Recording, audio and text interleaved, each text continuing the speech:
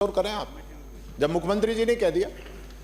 माननीय अध्यक्ष जी, हमारे नेता प्रतिपक्ष जी को बताना चाहूंगा। नमस्कार, आप बिग वाई देखना शुरू कर चुके हैं और मैं हूं आपके साथ जावेद।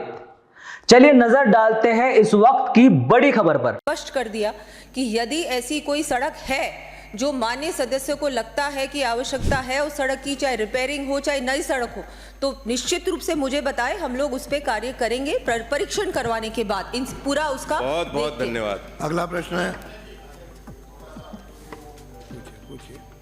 माननीय मुख्यमंत्री जी ने अपने जो एप्रोप्रिएशन बिल पे कहा था कि विधायक जो हैं वो अपने प्रस्ताव देंगे, उसके आधार पर हम स्वीकृत करेंगे।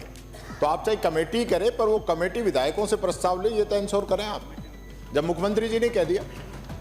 माननीय अध्यक्ष जी, हमारे नेता प्रतिपक्ष जी को बताना चाहूंगी, मैं तीसरी बार एक ही बात रिपीट कर रही हूँ कि यदि ऐसी कोई सड़क है तो आप कमेटी को भी भेज दीजिए और मुझे भी आप व्यक्तिगत रूप से मिले, तो बिल्कुल उसका पूरा इंस्पेक्शन करवाने के बाद कि अगर सच्ची में लगता है कि ऐसी सड़क है तो उसको बिल्कुल टेकअप करेंगे।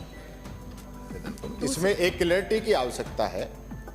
कमेटी किसी के भी कहने से सड़क दे सकती है, जनप्रतिनिधि भी, एमएलए भी, आम पब्लिक भी। एक नंबर बात ये हो रही है, आप अपने क्वेश्चन के जवाब में जो आश्वासन दे रही है वो आप डायरेक्ट दे सकते हैं, वो एक माननीय सदस्य की बात होगी।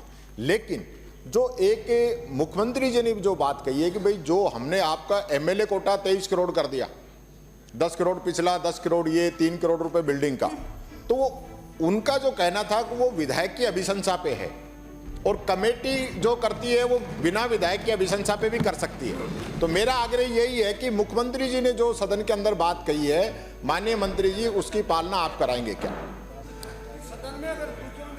मैं जब आपको बहुत आश्वासन क्लियरली दे ही रही हूँ कि जैसा मुख्यमंत्री जी ने भी बजट रिप्लाई में कहा कि अगर विधायक की अनुशंसा पे हम लोग काम करेंगे, और ये उनकी भी ऐसा नहीं है कि ये जो कमेटी है ये सभी की अनुशंसा लेगी, जाके वास्तविक स्थिति भी देखेगी, उसकी जांच भी करेगी। उसके बाद जो भी प्रपोजल्स आएंगे वो प्राथमिकता से हम लोग देखेंगे कौन सी पहले लेनी है कौन सी बाद में, लेकिन डेफिनेटली वो सारी सड़कें रिपेयर करनी है ना।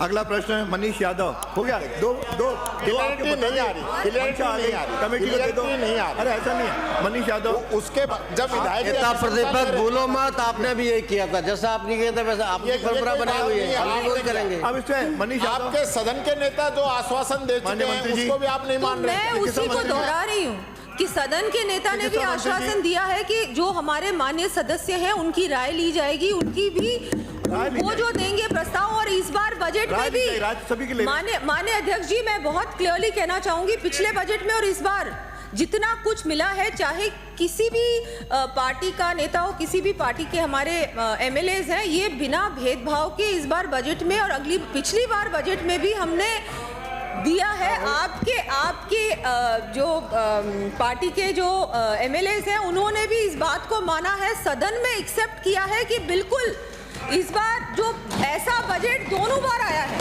जो इससे पहले कभी नहीं आया, और जो पिछली सरकार में हुआ है वो हम होने नहीं देंगे, क्योंकि उस समय भी पता है यही कमेटी, ऐसी ही कमेटी बनी थी, किसी भी हमारे एमएलएस को नहीं पूछा गया था उस समय। मनीष यादव, माननीय मंत्री जी। प्रश्न संख्या 447। फिलहाल के लिए इस बड़ी खबर में सिर्फ इतना ही। ऐसी खबरों के लिए आप देखते रहिए बिग वाई। नमस्कार।